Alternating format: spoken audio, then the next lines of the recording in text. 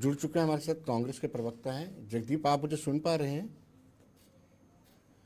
जी बिल्कुल सुन पा रहा हूँ विनोद जी। जगदीप जी, आज एक मरतबा फिर NHPC Indus water treaty Jammu Kashmir की यूटी में एक सियासी विषय बन चुका है। आप इसको किस तरीके से देखते हैं?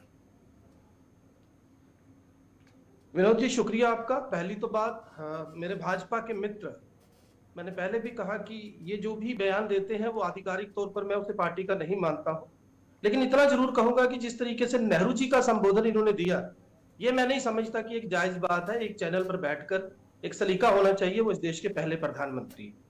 दूसरी बात, जहां तक हम बात कर रहे हैं इंडस वाटर ट्रीटी की, तो विनोद जी थोड़ा पीछे चलते हैं। 1902 में पहली मर्तबा 2 मेगावाट का मोहरा में कश्मीर में एक यूनिट लगा था।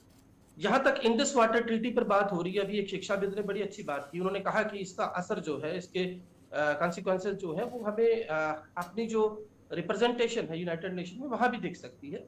तो ये बात बहुत हद तक सही भी है, लेकिन यहाँ समझना पड़ेगा कि क्या था ये सिंधु जल समझौता जो है, ये जो संधि हस्ताक्षर हुआ दोनों देशों का, वो क्या था असल में।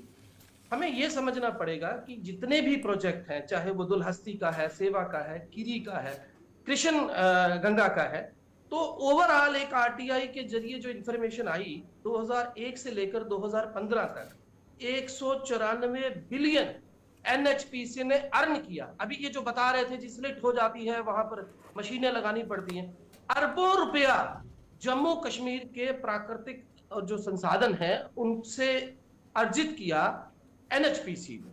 दूसरी बात यह है कि जम्मू कश्मीर पर जब हम यहां के ऊर्जा स्रोतों की बात करते हैं, तो यही भाजपा के लोग हैं जो तंज कसते हैं।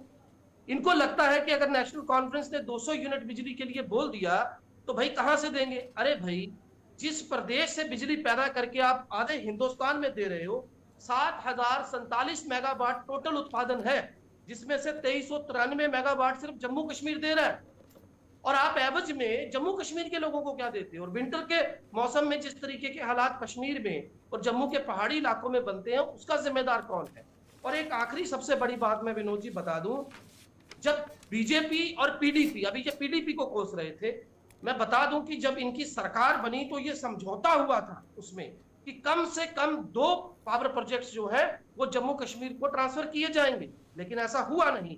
और हकीकत ये है कि जब ये तमाम प्रोजेक्ट्स लगे तब एक समझौता और हुआ था, जिसमें 40 साल का कमर्शियल एक वो टाइम बोर्ड, एक वो टाइमलाइन रखी गई थी, उसको भी नहीं माना जा रहा। तो मेरा सिर्फ इतना कहना है कि पाकिस्तान से, क्योंकि ये इनकी आदत है, कभी मंगला डैम का जिक्र करेंगे, कभी पाकिस्तान को जाने वाली जो हमारे जल संसाधन है उनकी बात करेंगे, लेकिन ये नहीं बताएंगे कि ये जो संधि थी जिसमें एक तरफ सिंधु, झेलम और चिनाब पाकिस्तान को अगर जा रही है, तो रावी, ब्यास और सतलुज भारत को आ रही है। तो जब 2 देशों के बीच कोई नदी बहती है तो वहां पर आपको अंतरराष्ट्रीय नियमों को मानना पड़ेगा। ये जरूरी जगदीप जी, एक सवाल मेरा भी रहेगा आपसे, वो ये रहेगा कि former RBI governor doctor C Rangarajan committee की रिकमेंडेशन ये कहती थी कि 2 पावर प्रोजेक्ट जो जम्मू कश्मीर की सरकार को दिए जाने चाहिए। हुकूमत आपकी थी, आपने क्यों 2 पावर प्रोजेक्ट नहीं दिए? दूसरा सवाल ये पड़ता है कि 10 नवंबर 2010 को, तब भी आप ही की हुकूमत थी, तब Jammu Kashmir water resources regulation and management act बना था। इससे आप एनएचपीसी से पैसे वसूलते हैं। जितना पानी एनएचपीसी इस्तेमाल करती है उसकी एवज में उसको पैसे देने पड़ते हैं। फिर आप पैसे भी एनएचपीसी से पैसे भी लेंगे, फिर आप जो पावर इस्तेमाल करते हैं उसका भुगतान भी आप नहीं करते हैं। वो भी बहुत सारी फिगर मेरे पास पड़ी हुई है कि स्टेट गवर्नमेंट ने अभी भी एनएचपीसी का कितना पैसा देना है। तो उसकी एवज में आप ये भी कहेंगे कि 2 प्रोजेक्ट वो दे दें। दोनों, यानी चित भी आपका है, पट भी आपका है। सी रंगाराजन कमेटी की रिकमेंडेशन कहती है कि आप 2 पावर प्रोजेक्ट दीजिए। आप हुकूमत में होते हैं, दिल्ली में भी, जम्मू कश्मीर में भी, आप नहीं देते हैं। विनोद जी बहुत उम्दा प्रश्न आपके दोनों, सिलसिलेवार ढंग से जवाब दूंगा। ना तो चित हमारी है, ना ही पट हमारी है। सी रंगराजन साहब की जो कमेटी की रिकमेंडेशन थी, निश्चित तौर पर वो इसी बात को पुख्ता करती हैं कि जो जम्मू कश्मीर के प्राकृतिक संसाधन है उन पर पहला हक जम्मू कश्मीर का है। लेकिन वो कितनी जमीनी हकीकत पर वो चीज उतर पाई उनकी रिकमेंडेशन से, एक अलग बात है। दूसरा, आपने कहा कि हमें एनएचपीसी जो है जम्मू कश्मीर की सरकार को पैसा देती है। मैं आपको बता दूं, जैसे मैंने पहले बताया, ये चिड़िया का चुग्गा भी नहीं है जनाब। 194 बिलियन बताकर हटाओ, दे क्या रहे हैं आप? हकीकत यह है कि जम्मू कश्मीर को बिजली खरीदनी पड़ी। पिछले दिनों क्या हालत बनी थी आप जानते हैं, पिछले विंटर में हमें बाहर से बिजली खरीदनी पड़ी। ये बताता है कि परिस्थिति क्या है। रही बात कांग्रेस की, ये भी आपका एक बड़ा अच्छा सवाल है, पर क्या आप बराए मेहरबानी बताएंगे कि कब जम्मू कश्मीर के अंदर कांग्रेस जो है वो बहुमत के साथ रही? तो ये बड़ा लेम एक्सक्यूज होता है जगदीप जी, ये बड़ा लेम एक्सक्यूज होता है। जब आप कोलिशन में रहते हैं, आपका भी एक बराबर का अधिकार रहता है, तो आपके जो पार्टनर रहते हैं वो रीजनल पॉलिटिकल पार्टीज के होते हैं ना जी। विनोद जी, घटक दल को आप जिम्मेदार बताएं।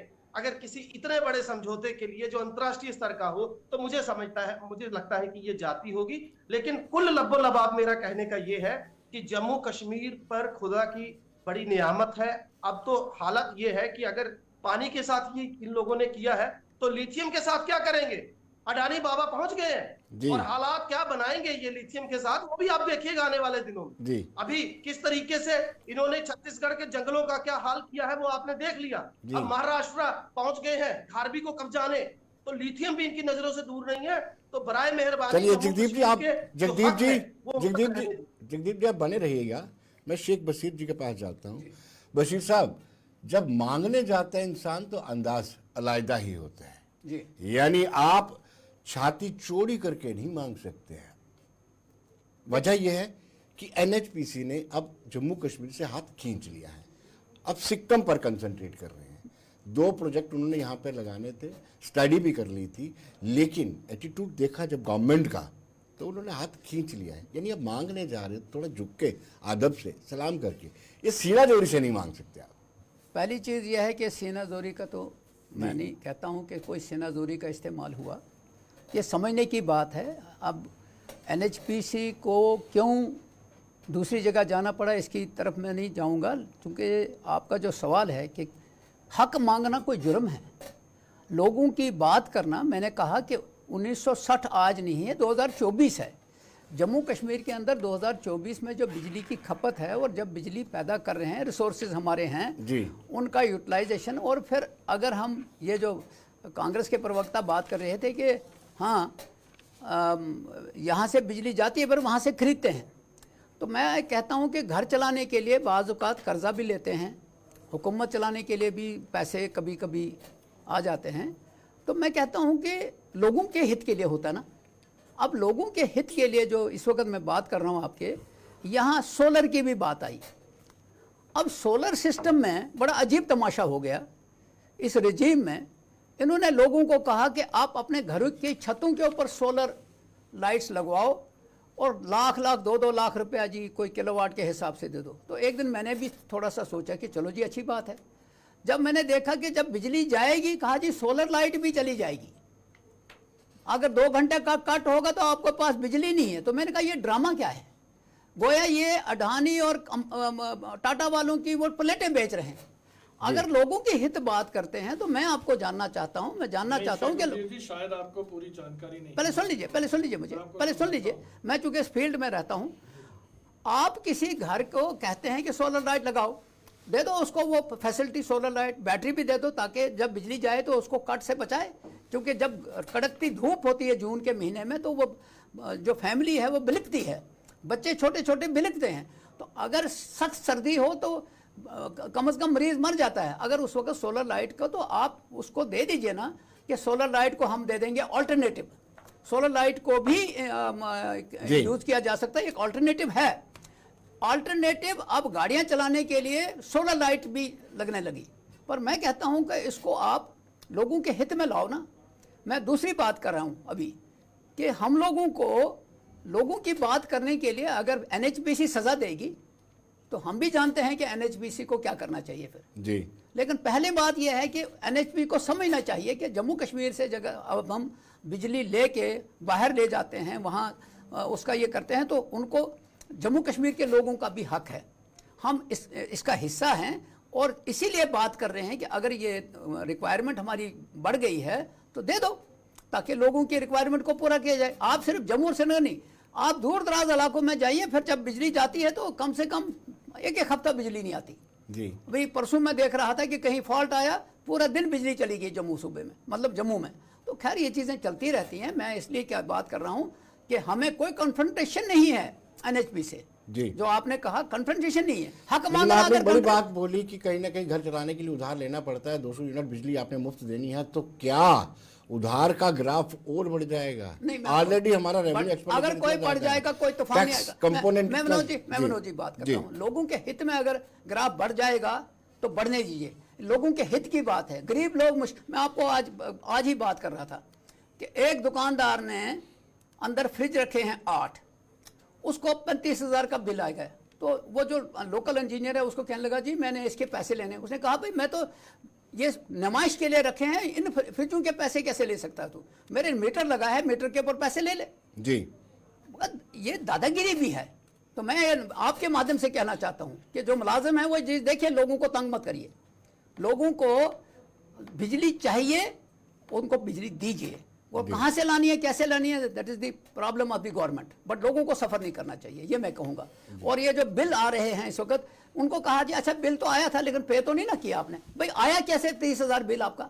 एक दुकानदार, छोटी दुकान है, उसका बिल कैसे आया? ये आज की मैं बात सुन रहा हूँ। तो मैं ये कहता हूँ कि जो मुलाजिम हैं उनको भी थोड़ा बशीर समझना साहब, चाहिए। आज के बिलों का जवाब अब आपको ही देना पड़ेगा। जी सरजीत जी मैं इंतजाम कर रहा हूँ, सर मैं बंदोबस्त कर रहा हूँ उनका। पहला नंबर तो कांग्रेस के प्रवक्ता कह रहे थे कि यहाँ लिथियम का बहुत बड़ा भंडार मिला है। अच्छी बात है। भारतीय जनता पार्टी की सरकार केंद्र में थी और ये खोजबीन हुई। मैं समझता हूँ कि लिथियम के आने से एक एप्पल की बैटरी से लेके आप जो गाड़ियों की बैटरी, ट्रकें, बसेस, आज सब कुछ जब इलेक्ट्रिसिटी पे आ गया है तो वो लिथियम से हमारी जो गाड़ियाँ हैं वो भी सस्ती होंगी। तो कांग्रेस के प्रवक्ता कह रहे थे अंबानी अडानी आगे।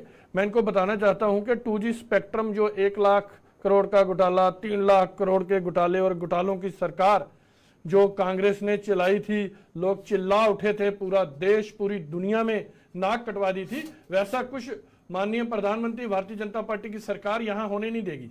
और यहां तक लिथियम का भंडार की बात है, वो कोई भी बिजनेसमैन जब कोई ओपन बोली होती है, अभी को पता नहीं है कि कैसे एक्शन होगा। तो ये चिंता कर रहे हैं जिन्होंने करोड़ों अरबों रुपए के 1.5 लाख करोड़, 2 लाख करोड़ के घोटाले करके लोगों ने इनको मुंह की दी। और ये पिछले 15 साल में भी उतनी सीटें नहीं ले सके जितनी हमारी इस बार हैं जी। और ये जम्मू कश्मीर की क्या बात करेंगे? मैं आपको दावे से कहता हूं पिछले 15 साल से एक भी जम्मू का विधायक नहीं लोगों ने जीतने दिया, क्योंकि इनकी जो काली करतूतें देखी हुई हैं। कहना नहीं चाहिए इस स्टेज पे, एक भी हिंदू विधायक पिछले 15 साल में नहीं इनका जीता।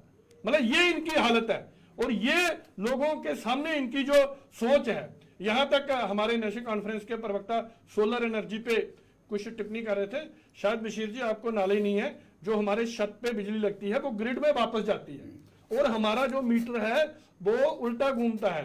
अगर हमने दिन को 20 यूनिट बिजली ली है और रात को हम 18 यूनिट ले रहे हैं तो 2 यूनिट हमारे प्लस रहते हैं। महीने के बाद आपका बिल जो है, जो आप कह रहे हो यहाँ 20,000 30,000 आएगा, वो 300 200 250 आएगा, 100 रुपये आएगा।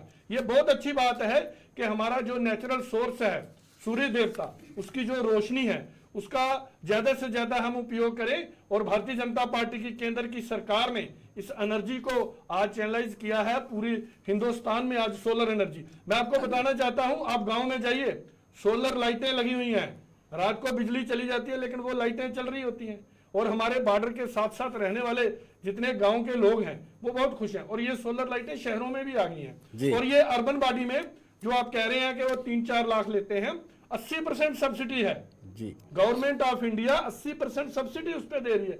ये बातें आपने करनी चाहिए, आप सरकार में हो जी, हम थोड़ी सरकार में हैं। हम तो ये बता रहे हैं कि ये 10 साल में यहाँ बड़े बड़े एम्स जम्मू कश्मीर को भारतीय जनता पार्टी की सरकार की देन है।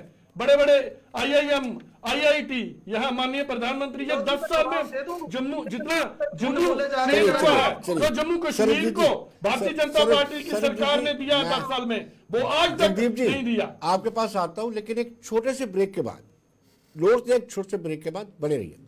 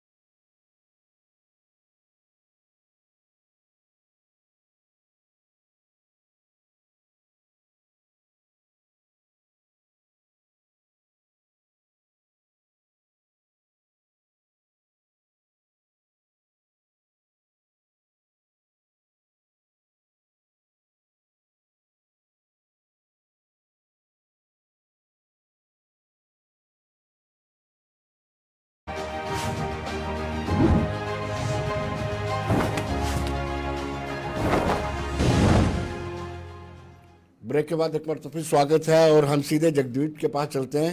जगदीप, सुन पा रहे हैं आप मुझे? बिल्कुल सुन पा रहा हूं विनोद जी।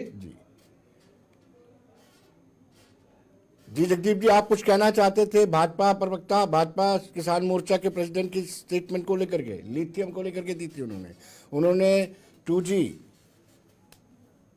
जी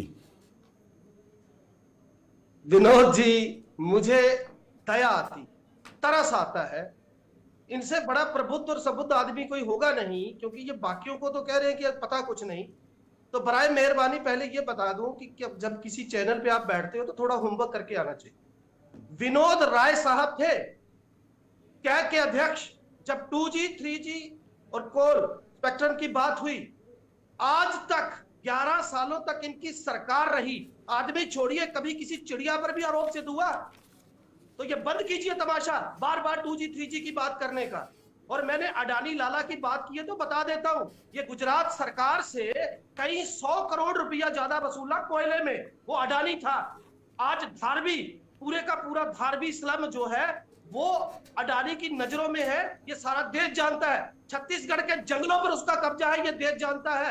और मैं आपको बता दूं, जिस लिथियम की आप बात कर रहे हो, आप बता रहे हो कि टेंडर कैसे होता है, मैं आपकी जानकारी में डाल दूं। और बराए मेहरबानी अगली बार थोड़ा पढ़ के आना कि अडानी के जितने टेंडर्स आज तक हुए हैं, इस सरकार ने नियमों का फालूदा बना दिया। मोदी जी श्रीलंका में जाकर कहते हैं कि अडानी जी को टेंडर दीजिए, और ये श्रीलंका का प्रधानमंत्री बाद में बताता है, प्रेसिडेंट ऑफ श्रीलंका बोलता है ये बात। तो बराए मेहरबानी नियमों और कायदों की बात मत कीजिए, और 2G और 3G की बात करनी हो तो कायदे और कानून के लिहाज से बात कीजिए। और मैं बता दूं, जिसके ऊपर आरोप था नवीन जिंदल प्रधानमंत्री अगर श्रीलंका में जाते हैं तो वहां अडानी के लिए कहते हैं, आपकी तरह पाकिस्तान में जाके पाकिस्तान के लिए तो नहीं कहते हैं। बात करते हैं, सारी जिंदगी देश का बिजनेसमैन है, कोसते आए हैं, और लोग भी हैं, सब लोग काम कर रहे हैं। कुछ नहीं होगा। की बात करते हैं आप, लिथियम व्हाइट गोल्ड है। जब कांग्रेस की सरकार थी तब क्या अडानी किया था? तब क्या वो भीख मांगता था? तब इस देश का बहुत बड़ा बिजनेसमैन था। अरे वो आपकी तरह पाकिस्तान में जाके नहीं कहते हैं। बात करने का चलिए एक जगदीप जी एक जवाब हमें भी दे दीजिए। जगदीप जी अशोक गहलोत के साथ भी उनकी तस्वीर है, रॉबर्ट वाड्रा के साथ वो घूमते थे, और किस किस के साथ उनके संबंध बताऊं? विनोद जी, जहाज किसका था? अगर रॉबर्ट वाड्रा साहब के साथ संबंध थे तो क्या ये जो आरोप रॉबर्ट वाड्रा साहब पर लगाते हैं प्रूव हुए? लेकिन मैं बार बार आपको बता रहा हूं, अभी तो कल एक विनोद जी नया खुलासा हुआ महाराष्ट्र में कि जब पिछली मर्तबा महाराष्ट्र में सरकार तोड़ी गई तो उस वक्त अडानी सेठ भी उस मीटिंग में था। ये तो अभी खुलासा हुआ। मैं बता रहा हूं, अंबानी और अडानी के हाथों में इस देश को, इस देश की रेल को, इस देश की हवाई सेवा को, इस देश की सड़कों को, कोयले को, सीमेंट को, बजरी को, रेत को, पत्थर को, लिथियम को, सब दो परिवारों के हवाले किया भाजपा ने। और आज यहाँ बैठकर बड़ी बड़ी बातें कर रहे हैं ये, तो इनको पता होना चाहिए। आप भी पढ़ के आया करो, ये प्राइवेटाइजेशन जो है सारी, ये हमारे माननीय प्रधानमंत्री जो थे मनमोहन सिंह जी, उन्होंने लाई थी। आप भी पढ़ के आया करो, ये सारा कांग्रेस की देन है। प्राइवेटाइजेशन सबसे पहले जो बिल पास हुआ वो मनमोहन सिंह जी ने किया। समझना पड़ेगा। आप भी जानकारी हासिल करके आया करो। क्या बोलने जा रहे हैं जी, बीच में ऐसे बोलने जा रहे हैं बीच में। सिंधु जल हस्ताक्षर संधि जो है ना विनोद जी, ये दो देशों की ट्रीटी है। बजाय कि उस पर बात की जाए, जम्मू कश्मीर को बिजली जो है वो उसका राइट है। और आज स्थिति ये है कि इन्हीं लोगों ने स्मार्ट मीटर्स लगाकर लोगों की चमड़ी छीनने की कोशिश की। और अभी जो मेरे एमसी के भाई बता रहे थे, अब 200 यूनिट बिजली फ्री मरे हुए लोगों के नाम पर कांग्रेस के साथ है। अब दीजिए फ्री बिजली, आप 1 लाख लोगों को रोजगार दीजिए, कौन मना कर रहा है?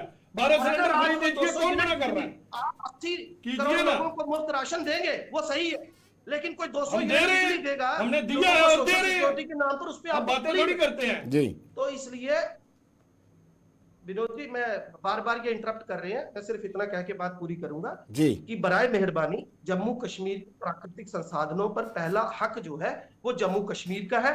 फिर चाहे वो व्हाइट गोल्ड लिथियम हो, यहाँ का पानी हो, यहाँ के पहाड़ हो, यहाँ की रेत और बजरी, तो मैं समझता हूं कि उस पर बात होनी चाहिए। आगे पीछे की कहानी सुनाने से इनके ऊपर जो जिम्मेदारियां आयद होती हैं उनसे ये बच नहीं सकते। जी विनोद जी। चलिए दिनेश जी, आपसे जानना चाहते हैं कि क्या जो अपने रिसोर्सेज होते हैं, अगर उस पर कोई ट्रीटी बनती है तो उस पर क्या उसी स्टेट या उसी यूटी का राइट रह जाता है? सर आपको एक पॉलिटिक्स को अगर मैं साइडलाइन करके एक जनरली इस पे बात करूं जी, तो सर एक फाइनेंस कमीशन आपने पढ़ा हुआ, फाइनेंस कमीशन के बारे में। फाइनेंस कमीशन जो है, जितना भी सेंटर के पास जो भी हमारा जितनी भी सिप्स गेन होती हैं टैक्स के थ्रू या नॉन टैक्स आइटम्स के थ्रू, जो भी पैसा गवर्नमेंट अर्न करती है उसका आफ्टर 2016 ऑनवर्ड्स तो 41% जाता है फाइनेंस कमीशन के पास। उस 41% पैसे को स्टेट्स को क्या करना होता है, इसको बोलते हैं हॉरिजॉन्टल डेवोल्यूशन, एक वर्ड यूज किया जाता है।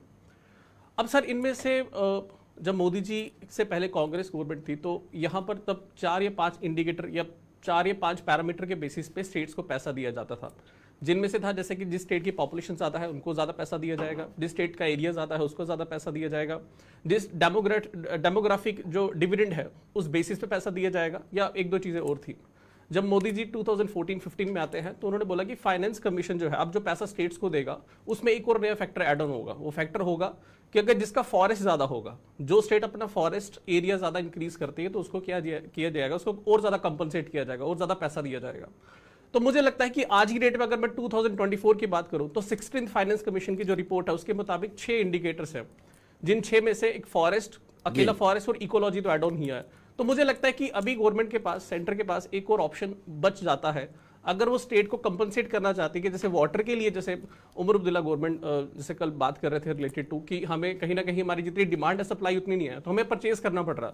तो मुझे लगता है कि फाइनेंस कमीशन अभी अपनी रिपोर्ट में एक नया एक पैरामीटर भी इंक्लूड कर सकता है, जिसमें है कि अगर किसी स्टेट में कुछ उनके अपने मिनरल्स है, रिसोर्सेस है, जिससे वहां से सेंटर पैसा कमा के पूरे ऑल ओवर इंडिया में डिस्ट्रीब्यूट करते हैं तो उसका भी कंपनसेशन उस पर्टिकुलर स्टेट को मिलना चाहिए।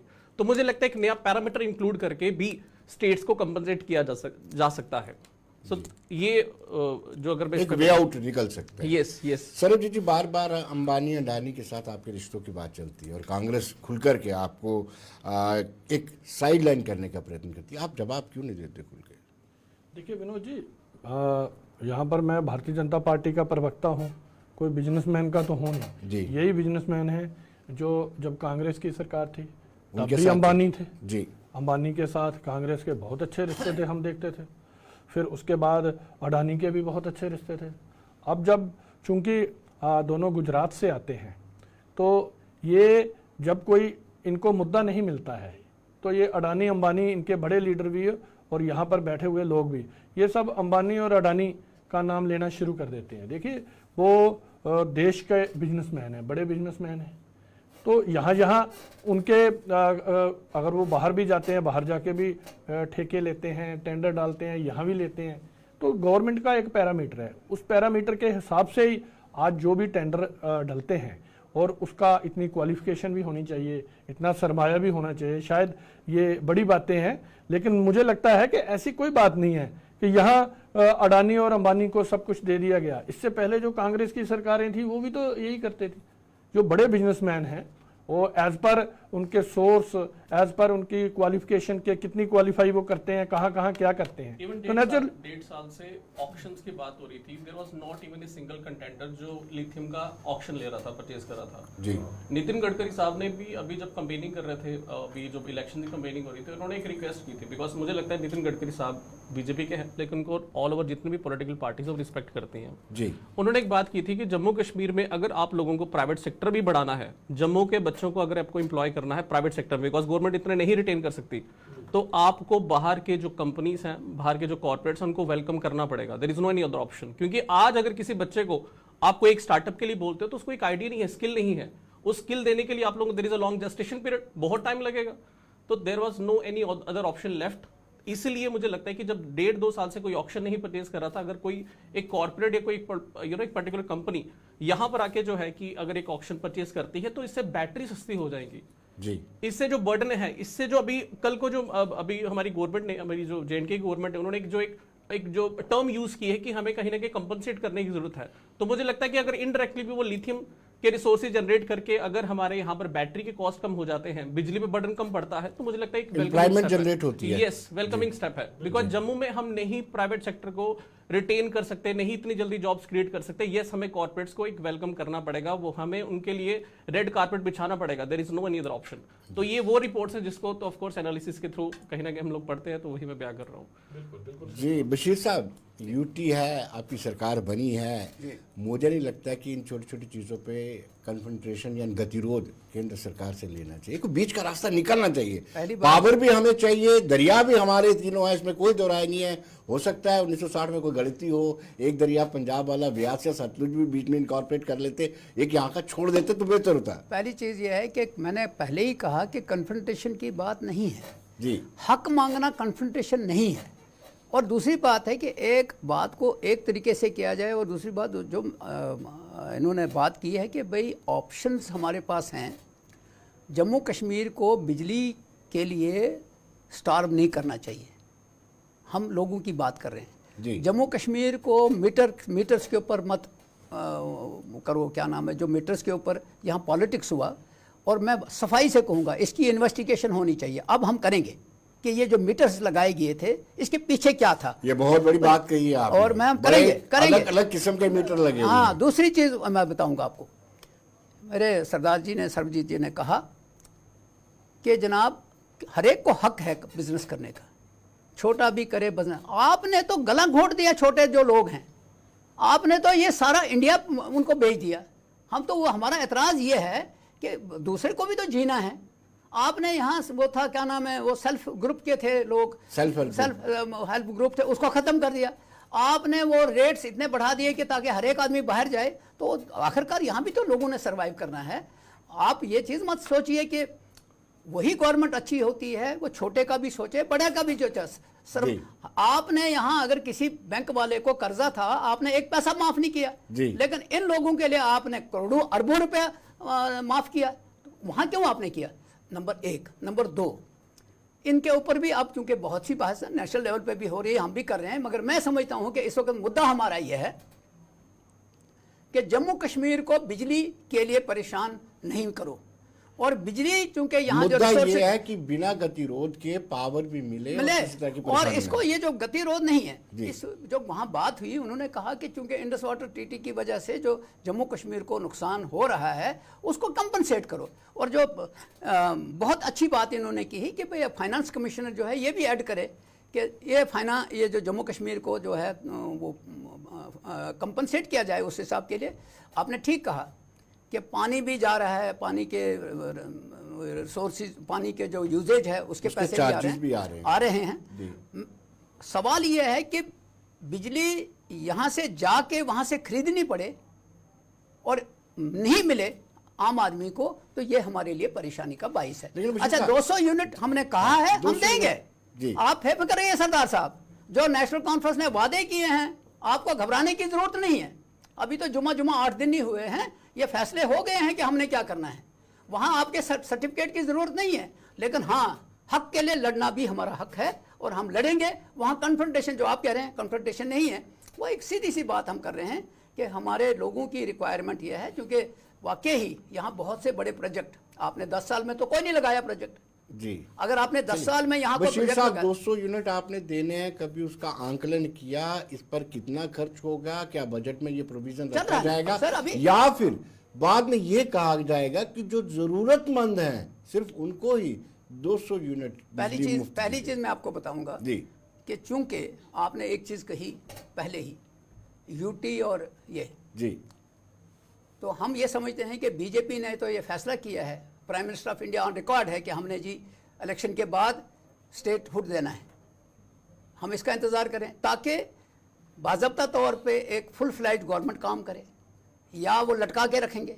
दूसरी चीज़ मैं बात कर रहा हूँ कि ये जो छोटे छोटे इश्यूज़ हैं जो वादे किए गए हैं, आप उसके ऊपर बैठ गया है सिस्टम, वो डिस्कस कर रहा है कि कैसे करना है। लेकिन हम ये नहीं कहेंगे कि हम आज में कल ही कोई ऑर्डर इशू कर देंगे। हम बाज़ाब्ता तौर पे इसके सारे प्रॉज एंड कॉन्स डिस्कस कर रहे हैं, और करने के बाद पहली कैबिनेट मीटिंग में जो राशन देने वाला मसला था वो बढ़ाया है, वो ऑर्डर इशू हो गया, कर रहे हैं वो। इसी तरह बिजली का होगा, इसी तरह जो बाकी चीज़ एम्प्लॉयमेंट्स का जहाँ तक ताल्लुक है, जो हमने कहा है कि लाख नौकरी देंगे। आपको बेफिक्र रहना चाहिए। 5 साल के बाद आप पूछेंगे हमें कि दिया कि नहीं दिया। चलिए जगदीप जी, आप कुछ कहना चाह रहे थे? जी विनोद जी, समय क्या मुझे लग रहा है अब कमी है, मैं नटशल में ब्रीफ करूं। मेरे साथी जो शिक्षाविद यहाँ बैठे उन्होंने बड़ी अच्छी बात की, लेकिन बराए मेहरबानी एक चीज जरा वो भी समझे। इसमें कोई दो राय नहीं है कि जिस प्रदेश के पास प्राकृतिक संसाधन होंगे उसकी हिस्सेदारी ज्यादा होनी चाहिए। और उनकी जानकारी के लिए बता दूं कि जो हमारे पूर्व फाइनेंशियल कमिश्नर थे इस देश के, उन्होंने तो खुला आरोप लगाया था कि मोदी जी ने उनको मना किया कि वो प्रदेशों का जो हिस्सा है वो कम करें। ये ऑन द रिकॉर्ड।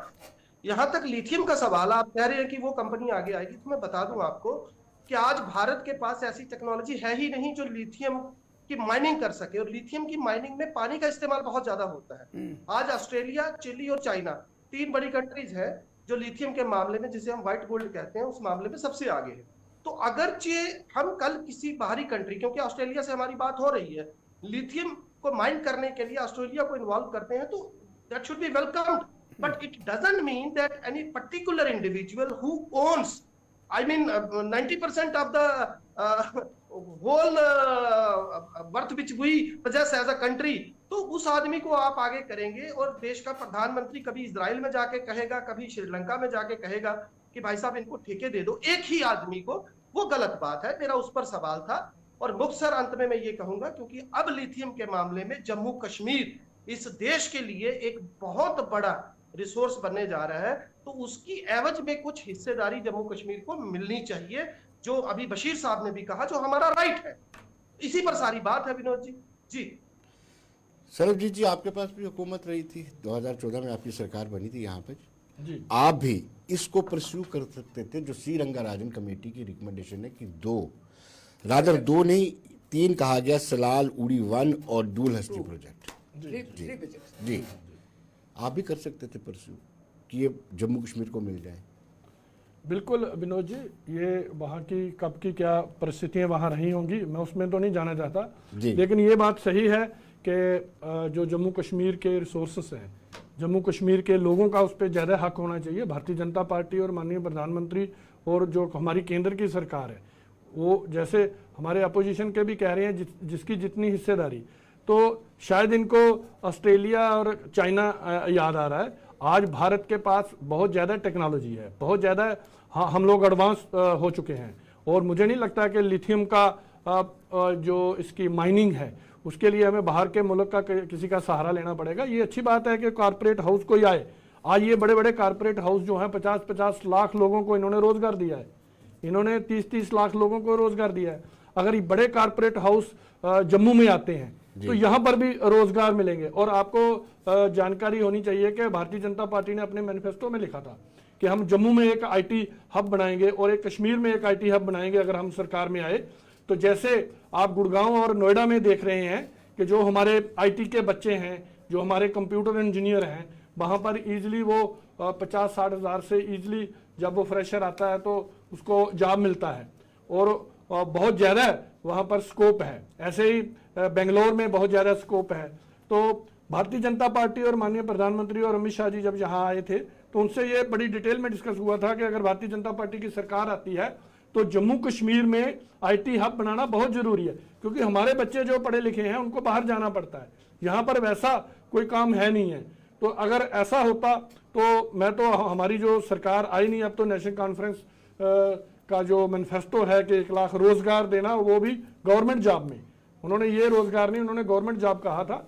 अच्छी बात है, हम आहिस्ता आहिस्ता देखेंगे कैसे कैसे ये करते हैं या क्या करते हैं, या ये लोग अभी तो 50,000 अभी बहुत अच्छी बात है थोड़ा सा पाकिस्तान को भूले।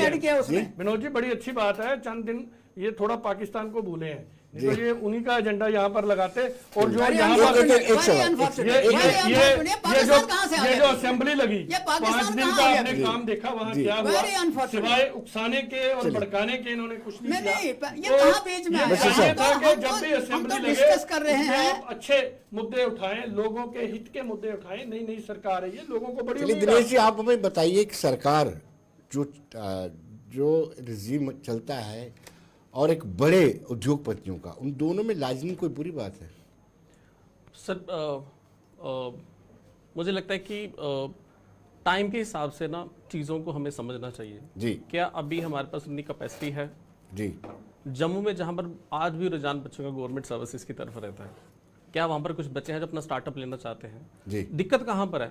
मैंने बोला कि मैं नितिन गडकरी साहब जी की जो एक स्टेटमेंट थी उसको सपोर्ट करता हूँ, but what I mean to say, अगर आप बाहर के कॉर्पोरेट्स वालों को यहाँ पर आप लिथियम के लिए उसके ऑक्शन के लिए आप उनको क्या ला रहे हो, तो एक चीज़ आपको करनी पड़ेगी। अगर आप बाहर के एक्सपर्टीज ला रहे हैं तो हमारे कुछ बच्चों को जो हमारे कॉलेजेस में पढ़ रहे हैं उनको उनके साथ रिक्रूट किया जाए, ताकि उनको वो अगले 5 या 6 सालों में उतने वो ट्रेन हो जाए कि नेक्स्ट टाइम कोई ऑक्शन होगा तो उनको उनके पास भी एक एक्सपर्टीज होगी in order to gain that. तो this is what I need to say. बाकी सेकंड चीज, अगर कंपनसेशन की बात हो रही है सर कि तो जीएसटी में कैसे कुछ स्टेटों का बोलना है, ऑफ कोर्स ये बात भी सही है कि जीएसटी के कारण कुछ स्टेटों को जो है लॉस हुआ है रेवेन्यू में, ऑफ कोर्स, क्योंकि जहां पर कोई प्रोडक्ट बिकता है तो बोला जाता है जिस जगह पर प्रोडक्ट बिकता है तो वहीं पर उस पर्टिकुलर स्टेट को टैक्स पे किया जाता है, जिस स्टेट से कोई चीज बनी है वहां पर टैक्स नहीं पे किया जा रहा। तो काफी स्टेटों को नुकसान भी हुआ, नो डाउट, मैं मानता हूं, बट गवर्नमेंट ने एक क्लॉज रखा पड़ा है। क्या क्लॉज रखा पड़ा है कि जीएसटी सेस मतलब जीएसटी कंपनसेशन उन स्टेटों को दिया जाएगा जिनको जीएसटी के कारण नुकसान है। तो मुझे लगता है कि अगर ये जीएसटी कंपनसेशन नाम की चीज आपने इंट्रोड्यूस की है तो जो हमारे यहाँ पर बिजली उत्पादन के कारण जो आपको लग रहा है कि हमें एक्स्ट्रा एक्सपेंडिचर करना पड़ रहा है, तो उसके लिए गवर्नमेंट के पास ऑप्शन है इसको कंपनसेट कर सकती है। इंडस्ट्रीज के हिसाब से जम्मू कश्मीर बैकवर्ड है, यहाँ कोई बड़ी इंडस्ट्री नहीं है, ना लग पाई, और जो लगी थी वो भी बंद हो गई, जो पिछले 10-15 वर्षों 20 वर्षों में लगी थी वो बंद हो गई जी। कहने का मतलब है कि जम्मू कश्मीर के नौजवानों को जो बेकार फिर रहे हैं, जो नौकरी की तलाश में भटक रहे हैं, उनके लिए कोई ना कोई वाया मीडिया निकालना है ताकि उनका सर्वाइवल जो है वो हो सके। और अगर कोई आता है और उसको ये कहा जाता है कि जनाब आप जम्मू कश्मीर में यूनिट लगाए, लेकिन 80% नौजवानों को आपने जम्मू कश्मीर के लगाना है। 90-10 रेशो बनी थी, उसके बाद उसको भी चेंज किया गया ताकि जम्मू कश्मीर के लोगों को फायदा हो जाए और वो कोई डिनाई नहीं करेगा। बशीर साहब बहुत बहुत शुक्रिया, जगदीप जी हमारे साथ जुड़े थे उनका भी बहुत बहुत शुक्रिया, जोल साहब उनका भी शुक्रिया, दिनेश जी आप भी हमारे स्टूडियो में आपका बहुत बहुत शुक्रिया। तो दर्शकों आप बने रहिए देश दुनिया की खबरों के लिए और मुझे दीजिए इजाजत, नमस्कार।